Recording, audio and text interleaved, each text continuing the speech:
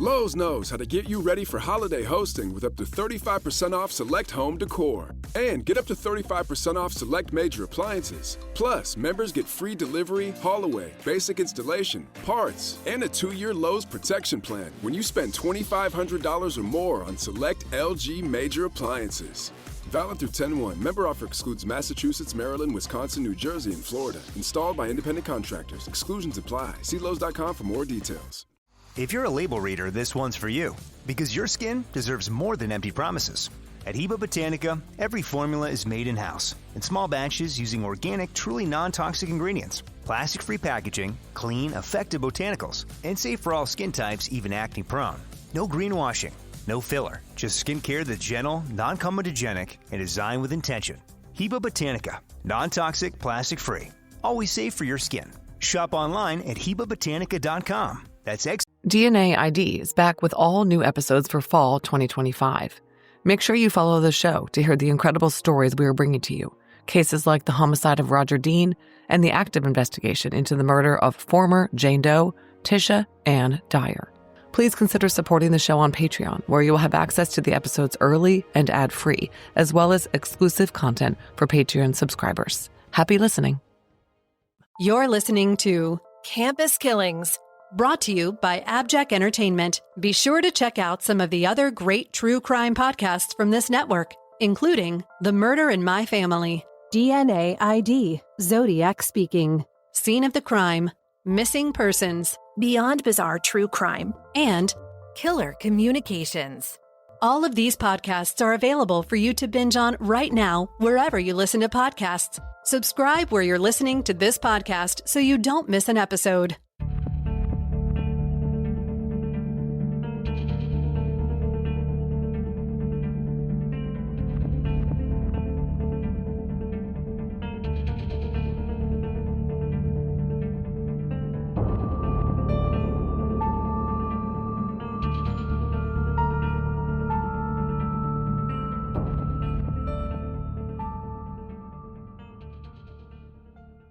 Hi, Amy, and welcome back, listeners.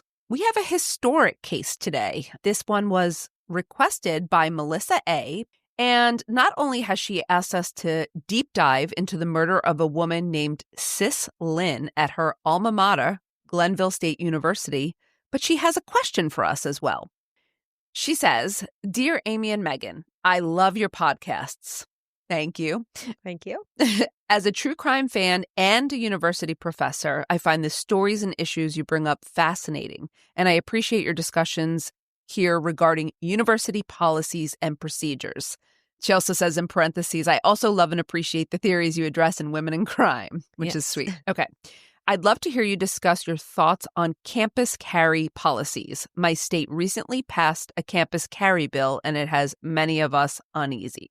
So before we actually get into today's story and even discuss this question or answer this question, she didn't say what state, but because this case is a West Virginia case, and we're going to just assume that West Virginia is where she's talking about. So just a couple stats on West Virginia's recent Campus Self-Defense Act. On July 1st, 2024, Senate Bill 10, the Campus Self-Defense Act, took effect in West Virginia. So this is pretty recent. And you could obviously link to the bill if you want to read the exact language. But basically passed by the West Virginia legislature and signed into law by Governor Jim Justice in 2023. That's his name? Yes, Justice is his name. This bill allows a person to carry a concealed pistol or revolver on the grounds of an institution of higher education, with some exceptions, but if that person has a current and valid license to carry a concealed deadly weapon. So that is the policy, and she's asking our opinions on this or campus carry policies. So this is a tough one because I understand people want to protect themselves because unfortunately campus shootings, as we talk about all too often on this podcast, that's really all we talk about, right? Yeah. This happens so often. People want to be able to protect themselves. Right. But But how do you feel about what in a classroom people have? that would scare me because there could be what's it called? The discharge when it goes off without an accidental discharge. Yeah, there could be an accidental discharge, or perhaps somebody who's angry at a professor or angry at another student might act impulsively. But I also respect the right to carry in general. So this is one of these, we talk about these conflicts often in our field, right? You want to give people personal autonomy and individual freedom, but we also want to protect the public. And where's that line? I don't have a good answer. Please tell me you do. No, I don't, because in general, I think, I used to carry a firearm for my work. I'm proficient and I would feel comfortable carrying a firearm, but would my colleagues and students feel comfortable with me carrying a firearm? I don't think everyone would. Maybe some people would feel safer. Maybe some people would not. It's a very, very hard question. In general, I will say I respect the right to carry, and school shootings, I think people have enough reason to want to protect themselves. However, on the flip side, I don't want to walk around on a college campus where everyone's carrying firearms. And it's not everyone, though. I think it's not understanding everyone. You have to go through a mental health evaluation, and right. I don't know that to be the case in West Virginia. If you need a valid license to carry and conceal. So I don't know what their background check is, but I don't think it's a mental health evaluation. What I assume it is they run checks to see if there are any red flags. So it's not everyone. Like the concealed part too. Being able to carry is one thing, but carry and conceal is a whole other thing also. Yes, I am so sorry, Melissa, but this is a very complex question, and I don't think there is a good answer on either side. We'd love to hear your opinion, though, if you have one. It sounds like you may have one.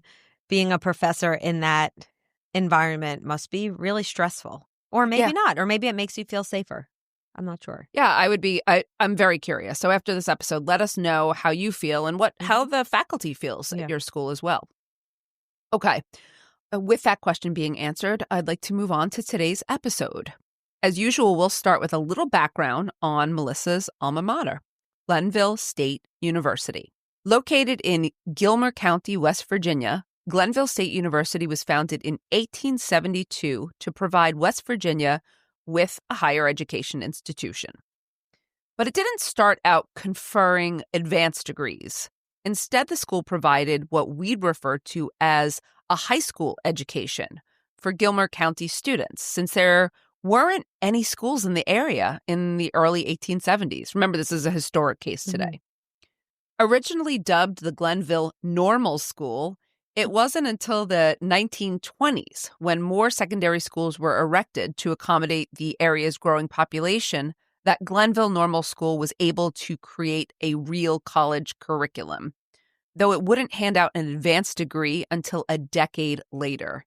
I'd like to say as well, I learned something in starting my new job this week. Well, not my new job, but I'm working teaching a class for East Stroudsburg University, and they were also originally called the Normal School. So I guess yes. So I guess this was terminology that was used for these schools that I was never aware of.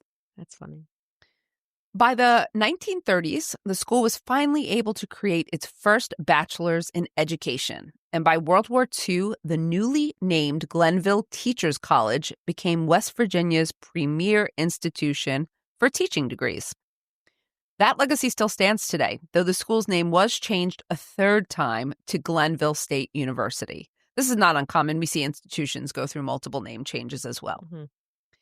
And while today they offer degrees in everything from criminal justice to fine arts and health sciences, the college's main focus is still on preparing future teachers for careers in education. But our story takes place at Glenville's beginning, when it was only a few buildings and a handful of students. And this is when a young woman named Sis Linn decided she wanted to be a teacher. Now, Sis is her nickname.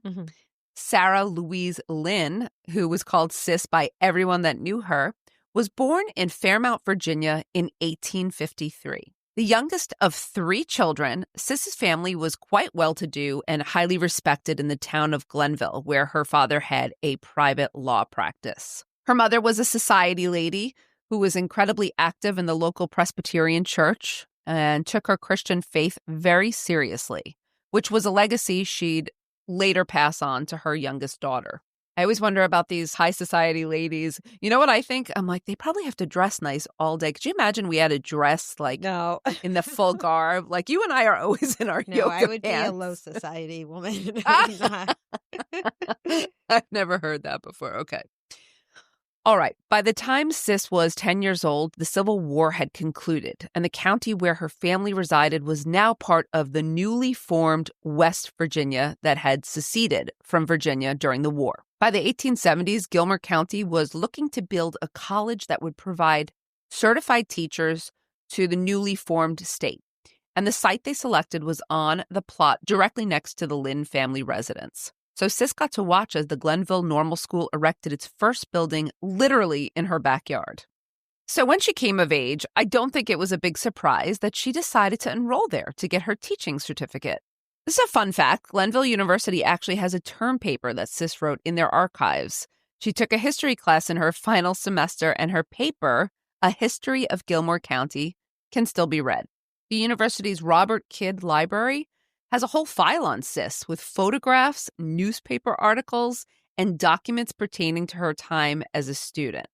So I'm just saying, for any of our listeners that might be near or live near to Glenville University, you can request a visit to their archives to see these documents. Kind of cool. At the age of 24, Sis was the only student from the normal school to graduate in 1877. I can't get used to that name, the normal school. I can't, I know. Well, yes. So we're kind of unsure. I'm unsure why she was the only one. Records show that in the year before and after, there were around 7 graduates. But the school was still really small, so it's entirely possible that she was just the only student who completed all the credits to be eligible in 1877. Yeah. Can you imagine being the only person to graduate? No, that must be like how special one would feel. I love that. Oh, my goodness. Yes. With her certifications in hand, Sis went on to teach in several of the one-room schoolhouses throughout West Virginia. Teaching was based on contracts in this time period, usually around a year to 2 years at a time. So she moved from school to school every couple of years. Records indicate that she had contracts with schoolhouses in Glenville, Mingo County, Randolph County, Gilmore County, and she spent the longest part of her career teaching for a grade school in Fairmount. And this would not have been a one-room building. It would have looked closer to what we think of as an elementary school today. So it had multiple classrooms with multiple teachers and specific grades. All right, by 1890, Sis's parents had both passed away, and she inherited the family home and part of her parents' financial estate. So she moved back to Glenville permanently and resided in the house she grew up in, next to the normal school. And while she continued to teach in Glenville for another 10 years, in 1905, she retired from the profession to get married. But, so this is interesting. This is a fun fact. You might say, why did she retire? I mean, maybe because she wanted to get married, or maybe because she just didn't want to work anymore. Mm-hmm. But no, listen to this. You couldn't. Is that right? Yes. Female teachers during this time had to be single due to the law through the state. If they wished to marry, they had to leave the profession. Isn't this crazy? And is that because people thought women couldn't juggle both the marriage and a career? Or was it for other careers too, or just teaching? So I definitely know that it was for teaching, but remember, what other careers were females nursing dominant in the early 1900s? Yeah, I mean, it might have been a law for other professions, but there were only a limited number of professions. What do you what's your theory? Do you think it's because they didn't think women could handle both, or Maybe they really just believed if a woman was going to choose, they were either going to be a career or a mother, really. Mm-hmm. Marriage indicates mother, stay home, take care of the children. Mm-hmm. I suppose I should have a better answer for that, but no, that would be my theory on it. Now, what's also unclear is that I don't know if she wanted to marry at a younger age. Maybe she decided her career was more important, or she didn't find love until later in life. But either way, records show that Sis was 52 years old when she got married in a small ceremony at her home. That's very old. That would be like getting married now in like your 70s probably, right? I mean, maybe, I don't know. For the time, it was. Yeah. It was surprising, I think. Yeah. But that might have been also because she did prioritize her career. Mm-hmm. Unfortunately, the relationship didn't go well for Sis because 4 years later, in 1909, she filed for divorce on the grounds that her husband abandoned her after only 6 months of marriage. Oh. So he apparently left for work one morning in December of 1905 and never returned. No note, no explanation. He just disappeared. Maybe he got in an accident or something. It's possible. Okay, so that's what I thought. But actually, believe it or not, this was not uncommon. This was not an uncommon occurrence in the 19th century. So divorces were very difficult to obtain in the 1800s, and this was only the early 1900s. They were usually only granted on the grounds of adultery, extreme cruelty, or abandonment. And even in these cases, an immense amount of proof had to be provided for a judge to grant a divorce. So in many cases, men who wanted a divorce often left their wives by going to work one day and never coming home. We've heard people say that, right? Yeah. Oh, he just left for work. Oh, maybe he went to work one day and never came home. That's where it apparently comes from. So interesting. So there were also instances of women abandoning their husbands, but that was much rarer since the majority of women relied on their husbands for financial stability. Yeah. Isn't that incredible? Okay. Now, records don't state why Sis's husband left her, but the fact that it took 4 years for her to get a divorce could either mean that she kept hoping he'd return or that the courts needed that level of proof to show that she had truly been abandoned, which she was. But Amy, here's why it was so terrible for Sis. The worst part for her was that she wasn't able to go back to teaching for these 4 years because she was legally married. And remember, she had to be single to be hired. So how did she have to end up living in like public house or public welfare? I don't know what they called it then. Right. No. So some of the records show that she basically lived off her inheritance from her parents. They had a sizable income since they'd been wealthy, while other records show that she turned her home into a boarding house for female students attending the normal college because there weren't dorms at the time. So basically students from out of town had to find their own lodgings. A few sources also note that Sis got into winemaking and sold the wine to supplement her inheritance, but there's little evidence to substantiate that.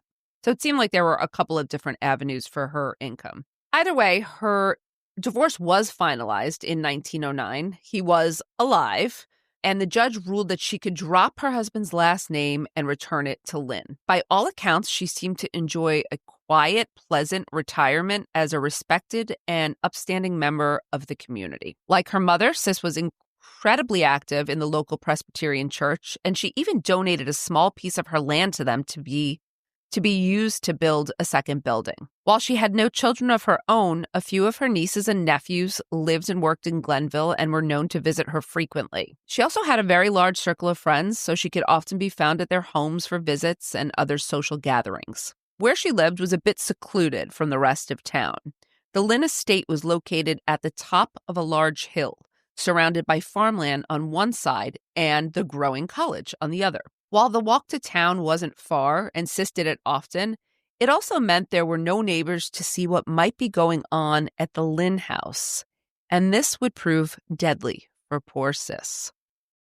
And now, a brief word from our sponsors. I bet you've probably been to the doctor's office in the past few months. I bet you had to hand over personal info, like your insurance, your ID, maybe even your social security number. And I bet you weren't thinking about how your doctor is just one of many places that has your personal information. If any one of them isn't careful, it's a good bet they could accidentally expose your details to hackers and identity theft, putting you at risk. Fortunately, LifeLock monitors hundreds of millions of data points a second for threats to your identity. If your identity is stolen, a LifeLock US-based restoration specialist will fix it, guaranteed, or your money back, with plans covering up to $3 million for stolen funds and expenses. Don't take chances with your personal info. Help protect it even when it's out of your hands. Save up to 40% your first year with promo code iHeart. Call 1-800-LifeLock and use promo code iHeart, or go to lifelock.com/iHeart for 40% off. Terms apply. If you're a label reader, this one's for you, because your skin deserves more than empty promises. At Heba Botanica, every formula is made in-house, in small batches using organic, truly non-toxic ingredients, plastic-free packaging, clean, effective botanicals, and safe for all skin types, even acne-prone. No greenwashing, no filler, just skincare that's gentle, non-comedogenic, and designed with intention. Heba Botanica, non-toxic, plastic-free. Always safe for your skin. Shop online at HebaBotanica.com. That's You won't see the engineer that slams the Nissan Rogue's door 13,920 times. Or the corrosive chamber that simulates 15 years of life in 5 months. Or the Rogue heat-baked for over 300 combined hours. What you will see is a vehicle that can take punch after punch and keep rolling. Nissan, #1 in new vehicle quality among mainstream brands by J.D. Power. We put it through the worst, so you get its best. For J.D. Power 2025 U.S. Initial Quality Study Award information, visit jdpower.com/awards. Awards based on 2025 model year. Newer models may be shown. On a cold Saturday afternoon in February, a man named Chase Lewis was up near the Linn estate searching for a hickory tree he could cut branches off of to use for smoking meat. Pretty cool, right? I kind of wish I lived in the olden days. It just sounds so simple, right? I think that all the time. Yeah. Like simpler times, maybe a little bit harder physically for us, Amy, Yeah. but it sounds so much simpler. I know. Anyway, he saw several branches that were on Sis's property, and he knocked on her door to see if she wouldn't mind if he took a few branches for his smoker. But no one answered his knock, which was highly unusual because Sis was normally home on Saturdays, and she never not answered the door before. I guess this wasn't uncommon for him to ask. So he went to the town's bank where Sis's nephew, Howard Brannon, worked and asked if Howard knew where his aunt had gone. Howard replied that she was at home, but was immediately shocked when he was told that this wasn't the case. Just to be sure, he left work and went to several of Sis's friends' homes in downtown Glenville to see if she was maybe out for a visit. But no one had seen her that day. In fact, no one had heard from Sis for several days. But everyone had simply assumed that she was with another friend or another family member. By this time, Howard had visited everyone who might have known where'd she gone, and evening was setting in, and he was really beginning to panic. The fact that no one had seen or heard from Sis in more than 3 days meant that something was very wrong. So Howard gathered several of his family members and a few of Sis's best friends, and they went up to her house, hoping everyone had just missed her, and it was a big misunderstanding. I'm not sure why he assembled a group. It almost sounds like a search party, though. Yeah. Okay. When they arrived, Sis's house was dark. The door was locked tightly when Howard tried to open it, so he used a flashlight to look in the windows. Inside, he was shocked to find Sis's normally tidy front room in complete disarray.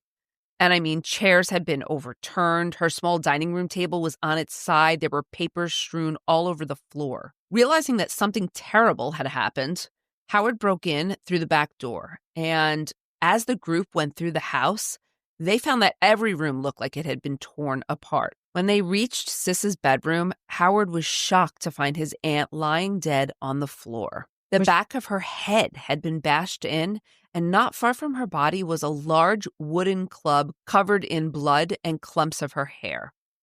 The town authorities were called, and an investigation began. Very different police department, because this is early police department, so it might not have even been, again, this is town authorities, maybe not a formal department at this time. The scene was described as grisly. Sis had clearly been beaten to death with the club, and it was a very bloody scene. But finding a motive, Amy, was the difficult part. At first glance, the scene suggested what everyone thought, right? A robbery gone wrong. Was there forced entry? It didn't seem like there was forced entry, but the perpetrators, it looked like perpetrators were looking for valuables to steal based on how destroyed the house was. But after a full search of the house, authorities discovered that a gold watch, several pieces of jewelry, and cash had all been left undisturbed. So, like, nothing of value seemed to be missing. They ruled out robbery pretty quickly. Reports stated that her much-used Bible was open on a stand with her glasses in the book's crease, as if she just stepped away from it. In the mayhem around it, the Bible and stand were untouched despite the disarray in the rest of the room. So perhaps this suggested that she had been bludgeoned by a blitz attack, which I know we discuss sometimes on our other shows. But that also seemed to suggest someone maybe wanting some type of revenge on Sis. And as far as anyone knew, she did not have any known enemies, and she was well loved in the small community.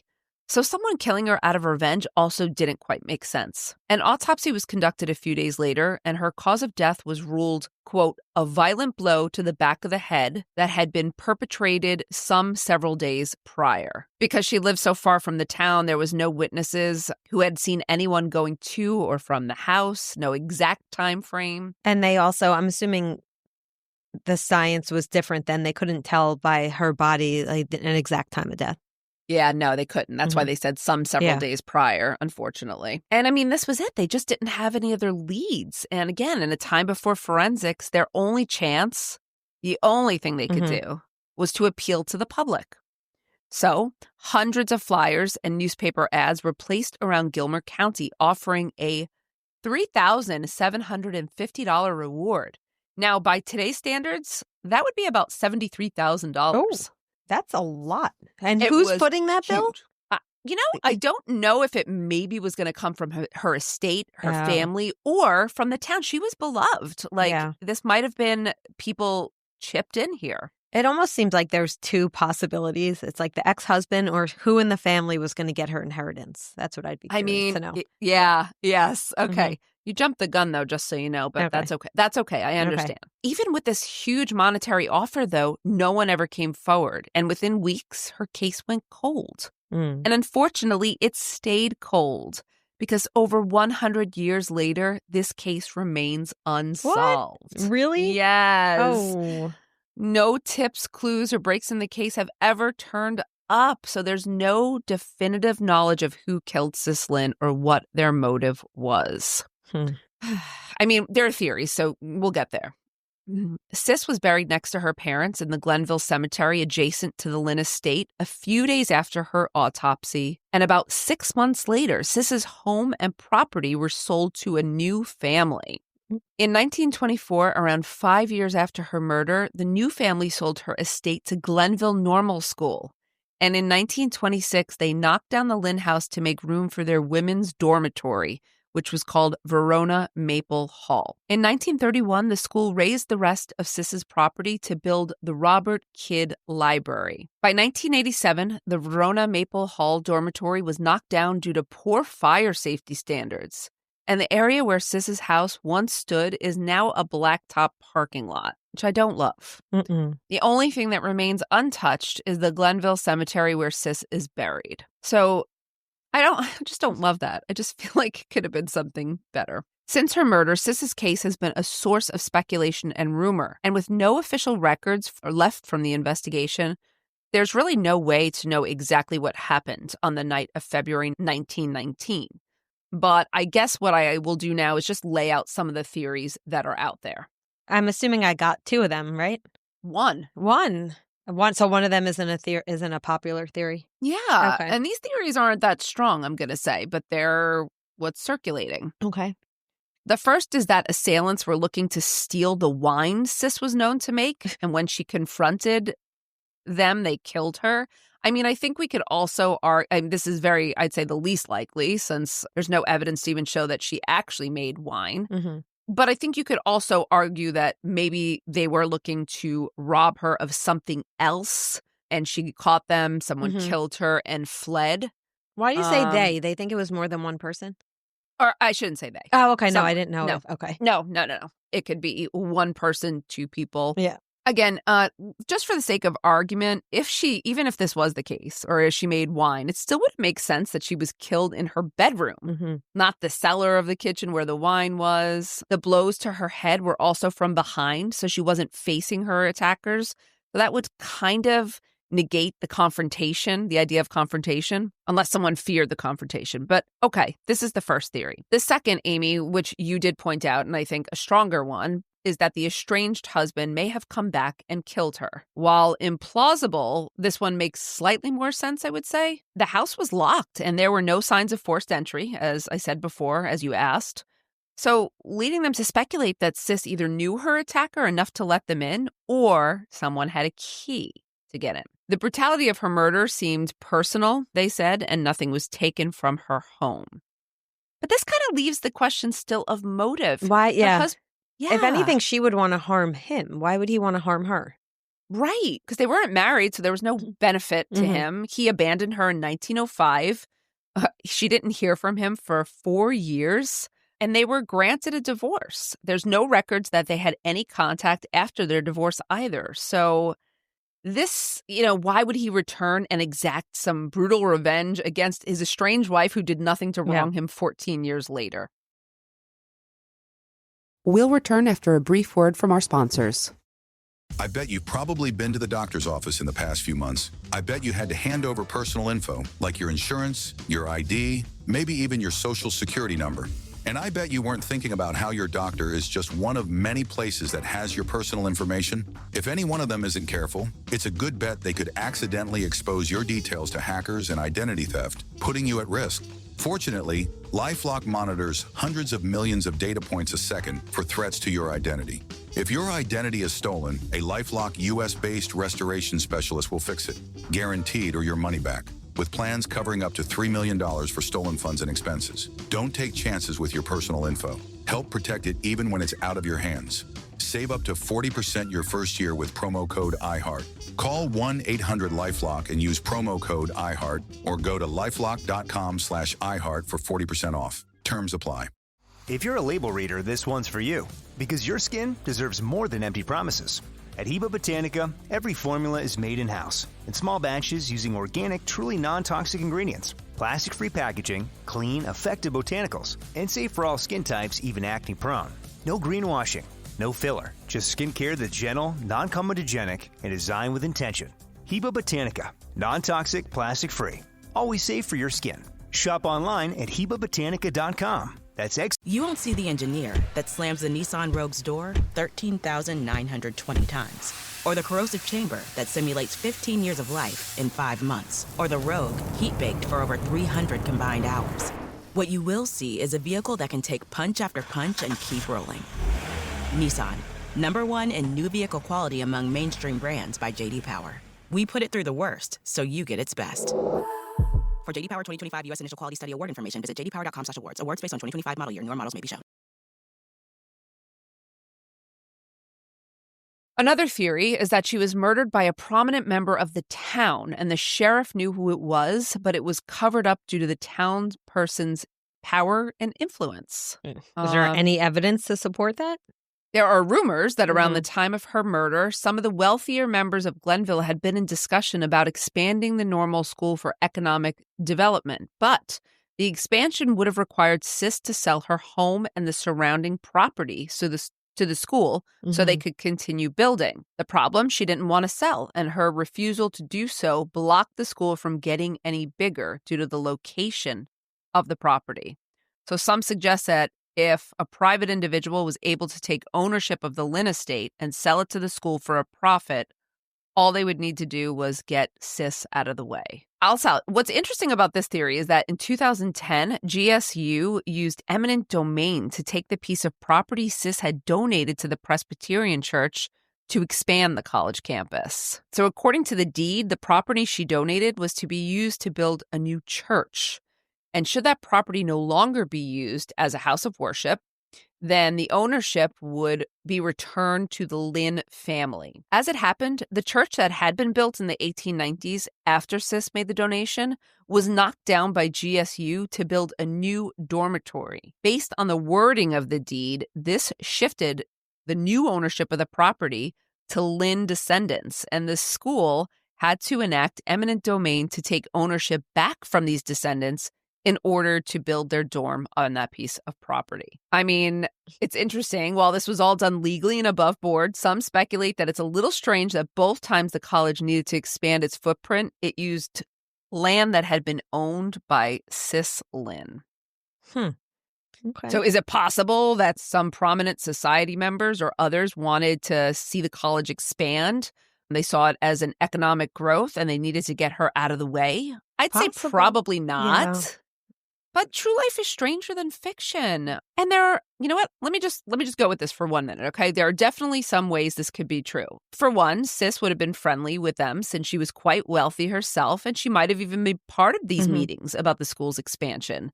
The fact that her home showed no sign of forced entry could point to the fact that she knew her killer and maybe was acquainted with them, someone that she might invite into the house. It's possible that her assailant, her murderer, would have also been potentially wealthy enough to pay someone else to kill her so it wouldn't come back to them, as well as being able to conceal themselves from being prosecuted by local law enforcement. They could have had the power to get rid of any documentation surrounding her death. As a point of interest, though we know Sis was murdered due to several newspaper articles, there's no official documentation of her death in any of the county records. Oh, that is kind of interesting. That is it's a little strange, right? Mm-hmm. It could be an oversight. It could be a lost record.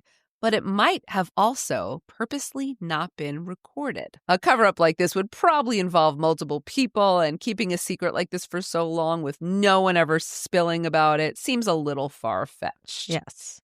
Amy, I liked your theory about possibly someone in her family perpetrating this crime, but I don't know who got what in her family, what her inheritance was. And how what much the relationships were. Right. Yeah. Right. But I do think that that's a theory that is maybe even stronger than some of the other ones. Yeah, this just also shows when you have these historical cases how hard they are to investigate. We take for granted that we have emails and surveillance and social media and how much information we have about an individual, and you can really look into the victimology so much easier now because we don't really know anything about her because there's so few records. I was trying to think about it too. And speculation is really all we can do here. I'm like, someone came in, they hit her in the back of the head. They turned the place upside down. Were they looking for something? Was it staged? Was it staged, right? Or were they looking for something specific? Were they looking for a copy of her will, maybe? Yeah, maybe. All right. We could probably speculate for hours about what might have happened to Sis. But the truth is, unfortunately, we'll never know. And that is the worst part of covering these cases, right? Yes. I know how disappointed you were when I said, and it remained cold for 100 years. I would love to say there's still always hope, but it sounds like anyone who was alive at that time is probably passed on by now. So I would say the only hope might be if there are written records like a diary, if someone kept a diary and maybe confessed long knowing time. Yeah, but you're right. A diary that's like sitting in someone's inheritances that they've never gone through. Like in a safe deposit box. And yes. Somehow someone, what's it called when you put plastic over things? Laminated? Yeah, maybe someone laminated it so it, over time it hasn't disintegrated. There's always hope. I think, unfortunately, and again, we could run rampant with speculation. The truth is, we may not ever know in this case. I still found it super interesting to research. Oh, yeah. I learned a lot about things I never knew about. Yeah, I find that law very fascinating about not being able to teach and be married. I couldn't believe it. I was like, oh, my gosh. Mm-hmm. Teaching a class right now in the courts, too, about the American courts and laws that no longer apply. The whole everything going through. And I think I'm going to use this as an example. So this case is over 100 years old. And at this point, there doesn't seem to be any evidence that's going to be able to crack it. The only things left are a few newspaper articles and a lot of ghost stories. So my research turned up a ton of GSU students and staff who've claimed to have had paranormal experiences in the building surrounding the parking lot where Sis's house used to be. Oh. While we don't disparage anyone who's had unexplained experiences, I hope that by sharing Sis's story here with as much factual evidence as I could find, we can remind people that Sis was a real person who lived a full life and educated hundreds of students over her very long career. By all accounts, she was a wonderful woman, an asset to her community, and her murder deeply affected the people who loved her and knew her. While she may never have gotten justice for the brutal and horrific way that someone took her life, we sincerely hope that people will remember her story, not for the way she died, but for the way that she lived. And again, as a reminder, if you are anywhere near Glenville, you can go to the library and look at some of these archives of her life, which I think would be so cool. All right. That's it for today's episode. And as a reminder, if you have a case you'd like us to cover, send us a message on our website. That's abjackentertainment.com/campuskillings. Thank you, everyone, for listening, and we hope you'll join us on the next episode of Campus Killings. Before we go today, if you'd like to support Campus Killings, consider subscribing to the show with an AbJack Insider subscription through Apple Podcasts. Your subscription will get you VIP access to all the shows on the network that not only includes hundreds of episodes of ad-free listening, but also bonus content and early access to episodes For only $4.99 a month or $49.99 a year, you'll unlock a variety of listener benefits, and you'll be supporting this show in the process. Head over to Apple Podcasts and search for either Campus Killings or AbJack, and you can start your subscription with a free trial. Your support is greatly appreciated. Campus Killings is hosted by Dr. Megan Sachs and Dr. Amy Schlossberg, with research and writing by Abigail Belcastro. It's produced by Mike Morford of AbJack Entertainment. Be sure to follow Campus Killings on social media. You can find Campus Killings on Twitter with the handle @CampusKillings or on Facebook at facebook.com/CampusKillings. You can also visit the show's homepage at campuskillings.com. Be sure to tune in every other Saturday for new episodes of Campus Killings.